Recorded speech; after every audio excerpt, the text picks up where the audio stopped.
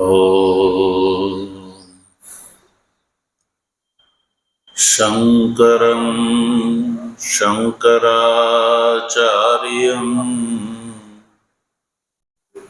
केशवं बादरायणं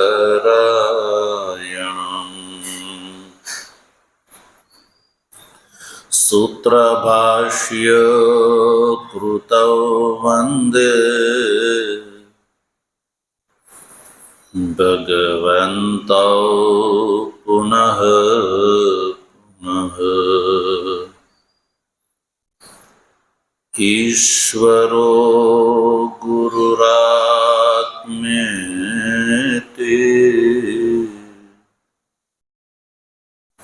मूर्तिभेद विभागिने व्योमवद् व्याप्तदेहाय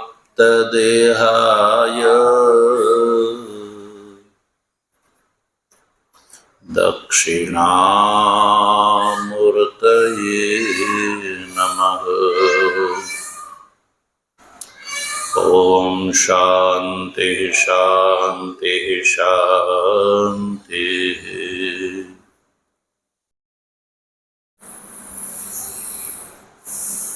तत्व जिज्ञासु सज्जनों,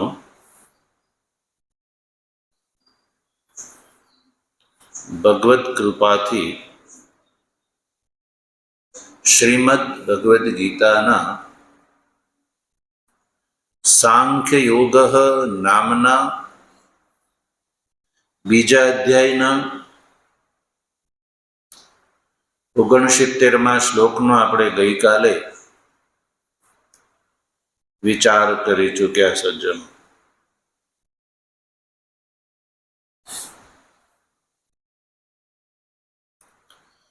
આ શ્લોકમાં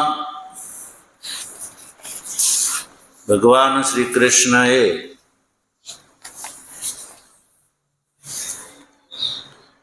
જ્ઞાનીને માટે એવું કહ્યું કે જ્ઞાનીનો સર્વ કર્મના સંન્યાસમાં અધિકાર છે।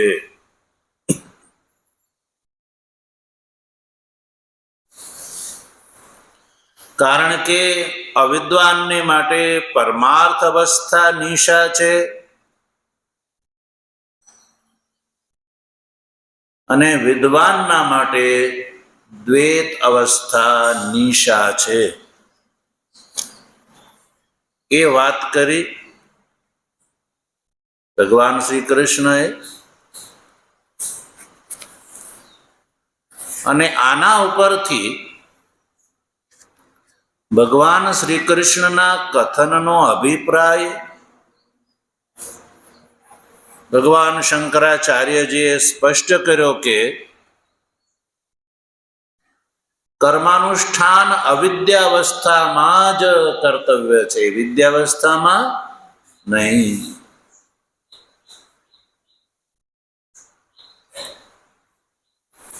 કારણ કે વિદ્યાવસ્થામાં તો દ્વૈત ભાવની નિવૃત્તિ થઈ જાય છે। સવિતાના ઉદય થવાથી જેમ રાત્રિનો અંધકાર દૂર થઈ જાય છે, એ જ રીતે વિદ્યાની પ્રાપ્તિ થતા અવિદ્યા યાની કે કર્મનો જે મૂળ કારક નિવૃત્તિ થઈ જતા કર્માનુષ્ઠાન જ્ઞાનીને માટે રહેતો નથી। અવિદ્યાવસ્થામાં જે રીતે પ્રમાણ બુદ્ધિથી કર્મ કર્તવ્ય હતું, એ વિદ્યાવસ્થામાં એ અપ્રમાણભૂત થઈ જાય છે। અવિદ્યાવસ્થામાં વેદ પ્રમાણભૂત છે અને એના દ્વારા જે અનુષ્ઠાન માટે બતાવેલા કર્મ કર્તવ્ય છે,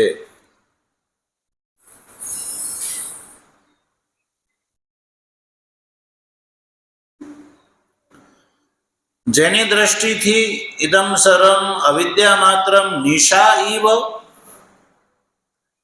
એવો જેને બોધ થઈ ગયો છે એના માટે કોઈ કર્મ કર્તવ્ય શેષ રહેતું નથી.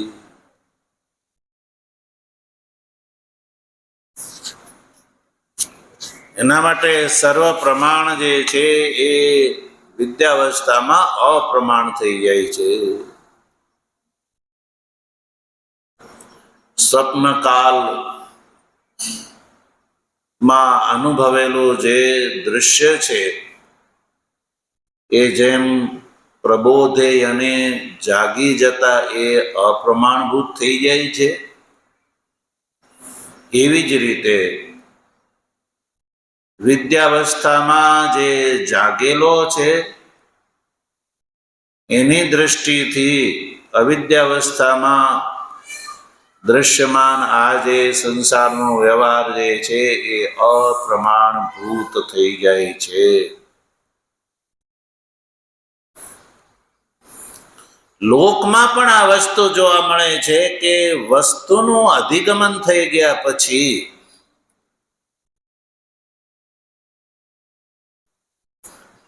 પ્રમાણનું કાર્ય ત્યાં સમાપ્ત થઈ જાય છે. પછી પ્રમાણ પ્રવૃત્તિનો હેતુ બનતો નથી. જેમ ઘટને જોવો, ઘટનો બોધ થઈ ગયો પછી જે પ્રમાણ દ્વારા તમને ઘટનું જ્ઞાન થયું, એ જ્ઞાન થતા જ પછી પ્રમાણની નિવૃત્તિ થઈ જાય છે. પછી પ્રમાણનું કોઈ કાર્ય રહેતું નથી. પછી પ્રમાણની અંદર પ્રવૃત્તિ હેતુત્વ પાછળથી છે એવું કોઈ વાત રહેતી નથી. એટલે કહ્યું કે તસ્માત ન આત્મવિદ કર્મણિ અધિકાર ઇતિ સિદ્ધમ. એટલે આત્મવિદ યતિ જે છે એનો આત્મતત્વ જ્ઞાન દશા પછી કર્મમાં અધિકાર રહેતો નથી. એ ઉપસંહાર કર્યો અને ટોટલ અર્થ એ થયો કે કર્માણી અવિદ્યાવસ્થાયામ એવ ન વિદ્યાવસ્થાયામ. એ સિદ્ધ થઈ ગયું. વિદ્યાવસ્થામાં કોઈ કર્મ નથી રહેતું, અવિદ્યાવસ્થામાં જ રહે છે. એટલે આત્મવિદ ન કર્મણી અધિકાર, આત્મવિદનો કર્મમાં અધિકાર રહેતો નથી, કિંતુ જ્ઞાન નિષ્ઠાયામ એવ. અને આ જ્ઞાન નિષ્ઠાનો અધિકાર પણ જ્યાં સુધી આત્મ સાક્ષાત્કાર ન થાય ત્યાં સુધી જ. આત્માનો સાક્ષાત્કાર થયા પછી તો અધિકારીઓ એવ ભાવાત, પછી તો અધિકારી અને આ મારો અધિકાર એ ભેદ બુદ્ધિ પણ સજ્જનો નથી રહેતી. અધિકારસ્ય એવ ભાવ, કારણ કે આત્મા કોઈથી અધિકૃત નથી, એ કોઈનો શેષ નથી, અવિક્રય છે. અધિકાર શાસ્ત્ર તો અદ્વિતીય આત્માની અંદર સંભવ જ નથી. એટલે કહ્યું કે આત્મવિદ ન કર્મણિ અધિકાર, આત્મવિદને માટે પછી જ્ઞાન ઉત્તર દશામાં કોઈ કર્તવ્ય કર્મ શેષ રહેતું નથી. આ રીતે ભગવાન ભાષ્યકારે 69માં શ્લોકનો અભિપ્રાય સ્પષ્ટ કરી દીધો. હવે આપણે આગળ 70 નંબરના શ્લોકમાં પ્રવેશ કરીએ. તો 69માં શ્લોકની સાથે 70માં શ્લોકનો શું સંબંધ છે એ અવતરણિકામાં આપણે જોઈએ. 70માં શ્લોકનું અવતરણ જોવો.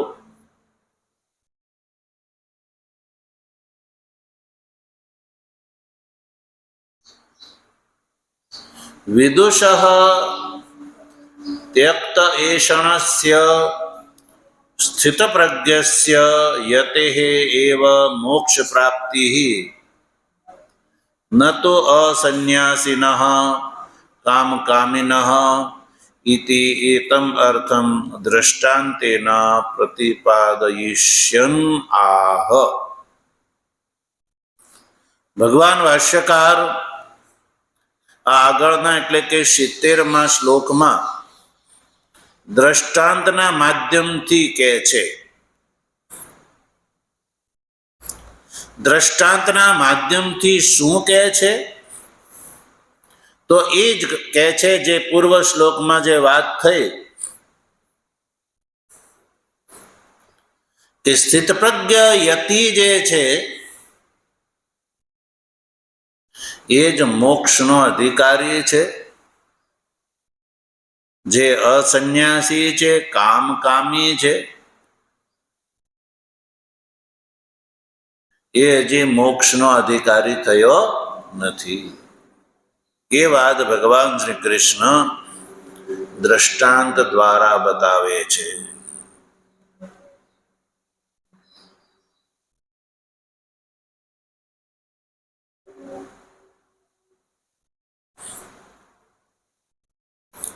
કારણ કે કોઈ એવું કહી શકે કે જે અસન્યાસી છે અને વિદ્યાવાન છે, તો એવા અસન્યાસી વિદ્યાવાનને વિદ્યાનું ફળ મોક્ષ જે છે એ સંભવ છે, લબ્ધુમ શક્યત્વાત, પ્રાપ્ત થઈ શકે છે. કિમિતિ વિદુષ સંન્યાસો નિયમ્યતે, તો એવી દિશામાં વિદ્વાનને માટે સંન્યાસીનું નિયમન શા માટે? શું સંન્યાસી જ મોક્ષનો અધિકારી છે? ઇતર આશ્રમીને મોક્ષની પ્રાપ્તિ ન થાય? તો કહેવાનો અભિપ્રાય એવો નથી. આશ્રમ જે છે એ અનુષ્ઠાન માટે છે, એ ક્રમ છે, વિકલ્પ નથી. આશ્રમ ધર્મ જે છે એમાં વિકલ્પ નથી, ક્રમિક અનુષ્ઠાન છે. જેમ કે કોઈ વ્યક્તિ ડોક્ટર યા એન્જિનિયરનું ભણતો હોય તો સજ્જનો એવી દિશામાં એ 12મી પાસ કર્યા પછી કોલેજ પૂર્ણ કરે, ત્યારબાદ ડિગ્રી માટે જે અધ્યયન કરવાનું હોય, માનો કે એના 3 વર્ષ કરવાના હોય અને 3 વર્ષ પૂરા ન કરે અને 2 જ વર્ષ કરે, 1 વર્ષ બાકી રહી જાય, તો પછી આ ડોક્ટર યા એન્જિનિયરની એ માન્યતા વાળો ગણાશે? નહીં ગણાય. તો કોઈ એમ કે ભાઈ નહીં, એનો તો આટલા વર્ષથી એ ભણે છે અને ડોક્ટર યા એન્જિનિયરના ભલે 3 વર્ષની 2 વર્ષ તો કર્યા જ છે ને, 1 વર્ષ બાકી રહી ગયું તો એમાં શું થઈ ગયું? શું એને ડોક્ટર યા એન્જિનિયરિંગના કામ કરવાનો અધિકાર પ્રાપ્ત ન થાય?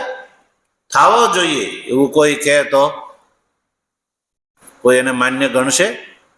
નહીં. પ્રત્યેક વ્યક્તિ એવું જ કહેશે કે નહીં, એને પહેલા કોર્સ પૂરો કરવો જોઈએ.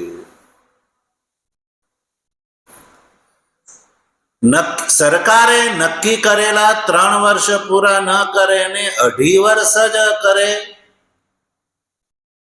અને પછી સરકારની સામે મોરચો ખોલે કે નહીં, મેં 2.5 વર્ષ તો કર્યા છે એટલે મને ડોક્ટર યા એન્જિનિયરિંગ ની ડિગ્રી યા કામ કરવાનો અધિકાર આપવામાં આવે, તો સરકાર આપશે? સરકાર કહે છે કે પહેલા તો 3 વર્ષ પૂરા કર અને પરીક્ષામાં ઉત્તીર્ણ થા, પછી તને એ અધિકાર પ્રાપ્ત થાય, અન્યથા ન થાય. એટલે 2.5 વર્ષ કરીને મોરચો માંડે કે નહીં, મને પણ એ ડિગ્રી મળવી જોઈએ, તો મળતી નથી સજ્જનો. એના જેવી આ વાત છે. કોઈ એમ કે અસન્યાસી હોય અને વિદ્યાવાન હોય તો એવા વિદ્યાવાન વ્યક્તિને વિદ્યાનું ફળ જે મોક્ષ છે એ મળવું જોઈએ. કેમ વિદ્વાનને માટે સંન્યાસનું નિયમન કરવામાં આવે છે? સંન્યાસી જ મોક્ષનો અધિકારી, એવું કેમ? એ વાતને ધ્યાનમાં રાખીને ભગવાન ભાષ્યકાર લખે છે કે વિદુષઃ ત્યક્ત એષણસ્ય સ્થિતપ્રજ્ઞસ્ય યતેઃ એવ મોક્ષ પ્રાપ્તિ. તે છે કે મોક્ષની પ્રાપ્તિનો અધિકારી એવો યતિ છે, જે સ્થિતપ્રજ્ઞ છે, વિદ્વાન છે અને એષણાત્રયનો ત્યાગી છે. જો આમાં યતિને માટે 3 વિશેષણ વાપર્યા. યતિ એટલે સંન્યાસી. યતિ એટલે શું? સંન્યાસી. તો યતિ સંન્યાસીનો અભિપ્રાય કેવલ વેશધારી નહીં હો, કે કેવલ વેશ ગ્રહણ કરો એનું નામ સંન્યાસ, અને એ સંન્યાસને એવો સંન્યાસી મોક્ષનો અધિકારી ભગવાન કહે છે, એ વાત નથી. વસ્ત્રાદિ ગ્રહણ કરવા એ બાહ્ય લિંગ છે, પણ એની યોગ્યતા હોવી જોઈએ. જેમ કે વકીલનો કોઈ ચોલો પહેરી લે, જે પેલું ગળામાં ટાઈ બાઈ બાંધવાની હોય એ બધું પહેરી અને ડગલો પહેરી અને વેશ ધારણ કરવા માત્રથી કોર્ટમાં એને પ્રવેશ મળી જાય? એમ કે ભાઈ બધા વકીલોએ જે ડગલો પહેર્યો છે, જે ગળામાં ટાઈ બાંધી છે, એ જ મેં પણ બાંધી છે, તો મને પણ વકીલાત કરવાનો અધિકાર મળે? તો વેશ ધારણ કરવાથી મળશે નહીં. તદ અનુરૂપ ડિગ્રી પણ જોઈએ અને વેશ પણ જોઈએ છે. એ લોકમાં પણ જોવા મળે છે. ડિગ્રી જોઈએ અને એને અનુરૂપ ગણવેશ પણ લોકમાં જોઈએ છે. જેવી રીતે ન્યાયાધીશ છે, ન્યાયાધીશે ન્યાય ના અધીશ થવા માટેની ડિગ્રી પ્રાપ્ત કરી લીધી છે, અધ્યયન કરી લીધું છે, એની પાસે સર્ટિફિકેટ પણ છે અને એને નોકરી પણ મળી ગઈ છે. અને નોકરી મળી ગઈ છે એટલે એ ન્યાય પણ કરે છે. પણ ન્યાયાધીશની કુર્સીમાં જ્યારે એ ડ્યુટી ઉપર હોય છે ત્યારે સરકારે નક્કી કરેલો ગણવેશ ન્યાયાધીશે પહેરવો પડે છે અને વકીલે પણ પહેરવો પડે છે. તો સજ્જનો, બહારના ગણવેશની આવશ્યકતા તો લોક વ્યવહારમાં પણ જોવા મળે છે, પણ એ માત્ર નહીં, અધિકારની સાથે પૂર્ણ રૂપથી અધિકારી હોય, બધું હોય. પણ ન્યાયાધીશ એમ કે હું તો મને નોકરી મળી ગઈ છે, હું ભણેલો છું, સર્ટિફિકેટ છે, કેવળ ડગલો ન પહેરું તો શું થઈ જાય છે? એવું થોડું છે કે ડગલો પહેરે તો જ ન્યાયાધીશ કહેવાય અને ડગલો ન પહેરે તો ન્યાયાધીશ ન કહેવાય, એવો એ તર્ક કરીને ઊભો રહે તો એ નોકરી કરવાનો અધિકારી કહેવાશે? નહીં કહેવાય સજ્જન. એમ એવું કોઈ કહે કે કેમ મોક્ષ માટે એવું થોડું જરૂરી છે કે ભાઈ સંન્યાસ જ ગ્રહણ કરવો પડે? કેમ શું સંન્યાસ વગર મોક્ષની પ્રાપ્તિ ન થાય? ધર્મના વિષયમાં તો લોકો આવા તર્ક કરતા હોય છે, પણ વ્યવહારમાં જે સરકારે નક્કી કરેલા નિયમોમાં ક્યાંય કોઈનું ચાલતું નથી. એ જ દ્રષ્ટાંત ન્યાયાધીશ વકીલ જે છે એ જો વકીલાત કરતી વખતે કેસની જે બહસ કરતી વખતે જો એણે વકીલને અનુરૂપ વેશ ધારણ ન કર્યો હોય તો તરત ન્યાયાધીશ એને ટોકે કે ભાઈ તું પહેલા વેશ ધારણ કરીને આવ. બસ એ જ વાત અહીંયા પણ છે. યોગ્યતાની સાથે સાથે સંન્યાસ ગ્રહણ પણ પરમ આવશ્યક છે. એટલે 69માં શ્લોકના ભગવાન શ્રી કૃષ્ણના કથનના અભિપ્રાયથી ભગવાન ભાષ્યકારે એ વાત સિદ્ધ કરી કે યતેહે એવ મોક્ષ પ્રાપ્તિ. મોક્ષનો અભિપ્રાય છે નિર્વિશેષ મોક્ષ. નિર્વિશેષ મોક્ષ જે છે એ જો પ્રાપ્ત કરવો હોય તો એના માટે અધિકાર છે યતિનો, એટલે સંન્યાસીનો. તો તમે પાછા ઉભા રહો કે ભાઈ કેમ ગ્રહસ્થી મોક્ષ પ્રાપ્ત ન કરી શકે? ગ્રહસ્થાશ્રમમાં સાધન શું થઈ શકે છે? કર્મનું અનુષ્ઠાન થઈ શકે છે. ગ્રહસ્થાશ્રમ શા માટે છે? કર્માનુષ્ઠાન માટે છે. વાનપ્રસ્થ આશ્રમ શા માટે છે? ઉપાસના માટે છે. તો સજ્જનો, આ તો બેવ સાધન છે. બેવ આશ્રમમાં જેણે કર્મ અને ઉપાસના કરી છે અને એના દ્વારા અંતકરણ શુદ્ધ જેનું થયું છે એ જ આગળ શ્રવણાદિ સાધનના માધ્યમથી સંન્યાસનો અધિકારી બની શકે છે અને નિર્વિશેષ મોક્ષનો ભાગીદાર એ થઈ શકે છે. અન્યથા ગ્રહસ્થાશ્રમમાં જે કરેલા કર્મ છે એ કર્મના ફળ સ્વરૂપે ગ્રહસ્થાશ્રમી મૃત્યુ ઉપરાંત એ સ્વર્ગનો ભાગીદાર થાય છે. પણ સ્વર્ગની પ્રાપ્તિ જે છે કર્મનું ફળ છે અને કર્મના ફળ સ્વરૂપે પ્રાપ્ત થતો સ્વર્ગાદિનો ભોગ છે એ મોક્ષ નથી, એ લોકાંતર ગમન છે. શું છે? લોકાંતર ગમન માત્ર છે, એ મોક્ષ નથી. સજ્જનો, મોક્ષ થી અભિપ્રાય છે નિર્વિશેષ આત્યંતિક દુઃખની નિવૃત્તિ અને પરમાનંદની પ્રાપ્તિ.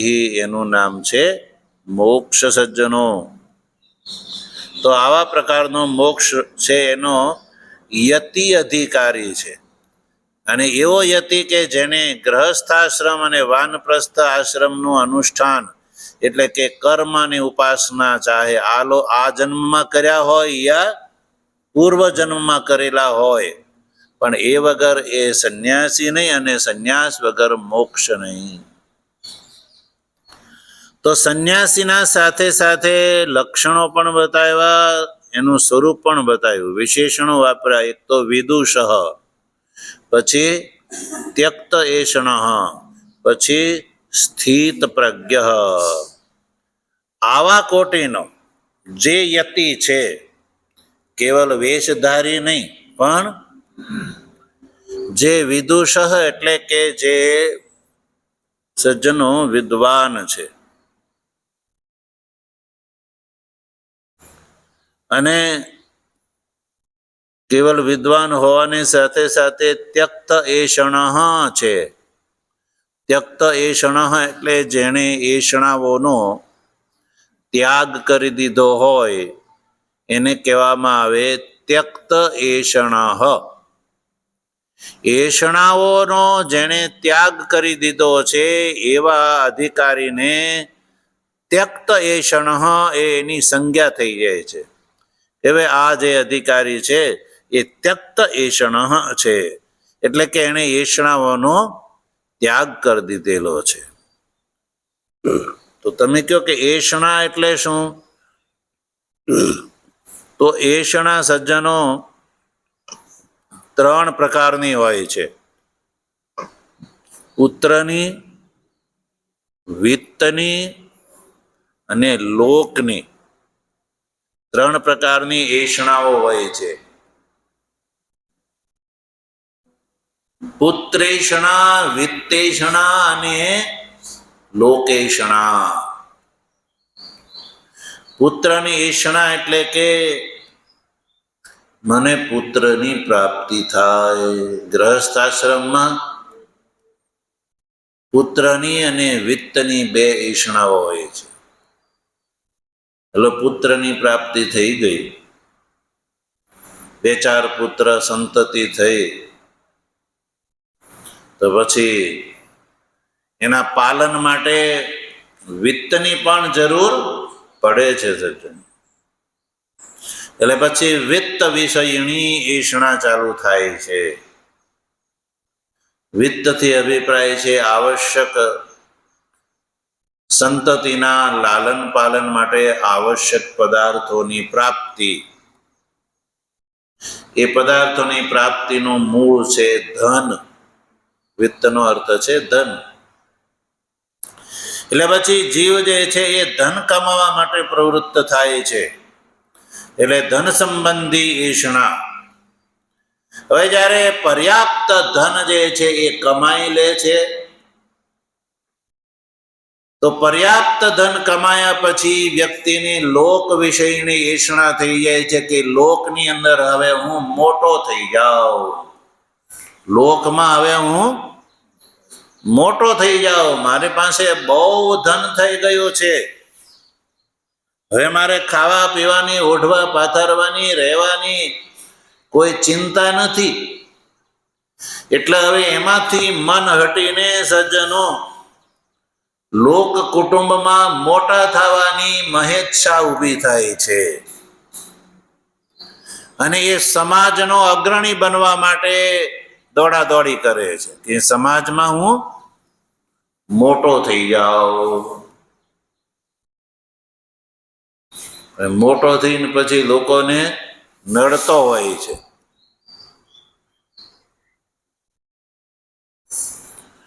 એક ભજન કોઈ સંતનું છે ને, માનવ નડે છે માનવીને મોટો થયા પછી. મોટો થાય એટલે લોકોને શું કરે પછી? એ નડે છે. નડે જ ને, કારણ કે એને મોટા થવામાં જે આડા આવે એ બધાને શું કરી દે? એના માટે જે કરવું હોય એ કરવા તૈયાર થઈ જાય છે. એને કાંટો કાઢવો પડે તો એનો કાંટો કાઢી નાખે છે. પણ લોકમાં હું મોટો દેખાવો જોઈએ.